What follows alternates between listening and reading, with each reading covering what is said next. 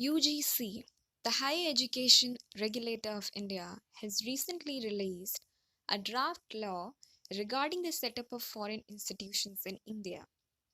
Yes, you heard it right. Although this matter is not a new idea, tracing it back to 1995, 2005 to 6, and 2010, all the while the draft failing to be passed in the parliament one or the other way. Many folks are welcoming this idea, but many are also against.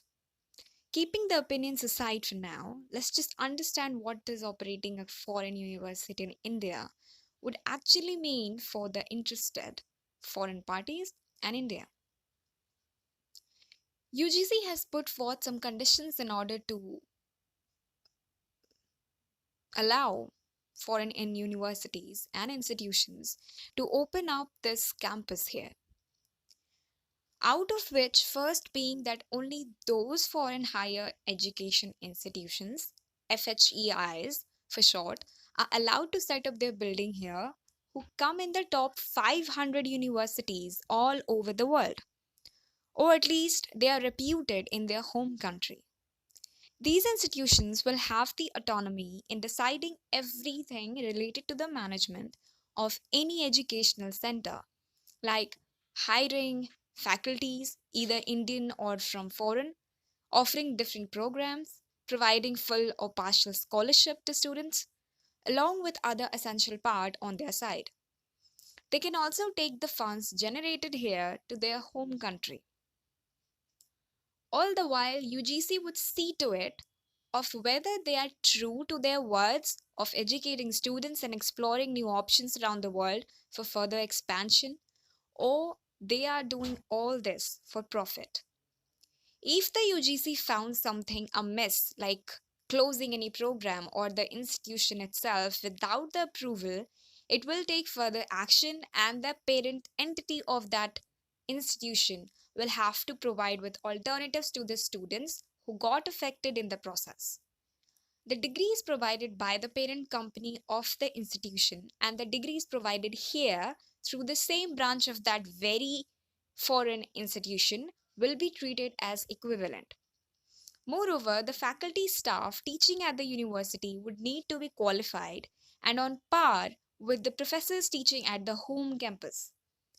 Now, you might be thinking, but who is so excited? And who will even agree to come and set up their institution in India when the track record of students fighting for opportunities of employment is not that great?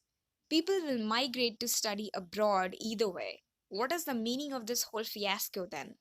Well, according to an interview taken by statesmen from the chairman of UGC, quite good numbers of big reputed institutions have requested to start their branch in India, including Australia, UK, Canada, Italy, and few others.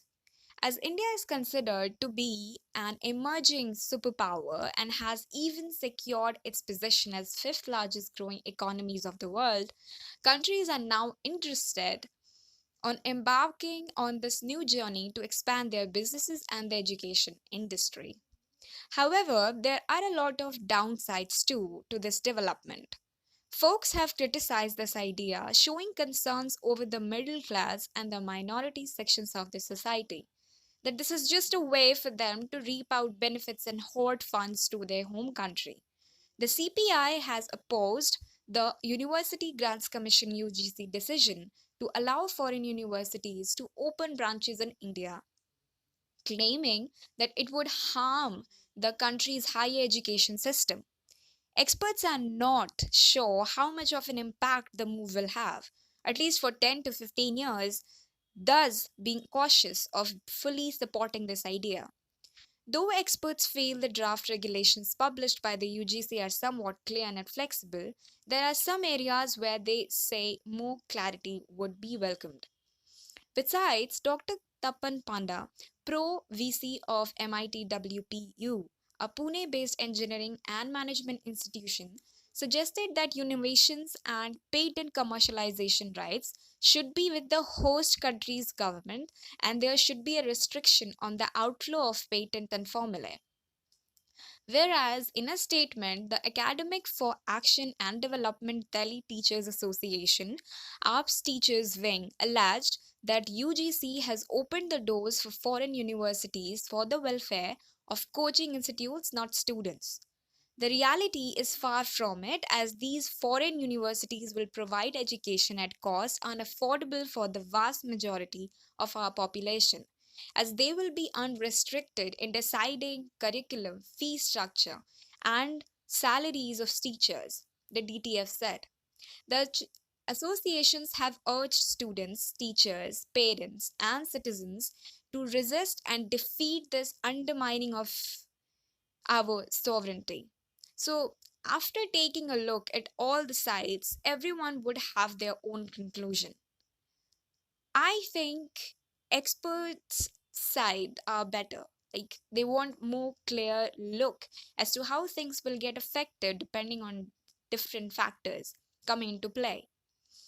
But no matter what gets decided in the end, interest of students should be kept in mind, and the other sections of the society should not be ignored from getting the good education because of high fees and thereby unaffordability of people paying it.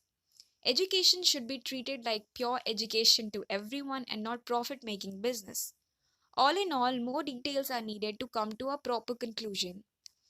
That's it for this video. Let me know what you think about this draft and what you got to say about FHEIs. Would love to hear your thoughts. Thanks.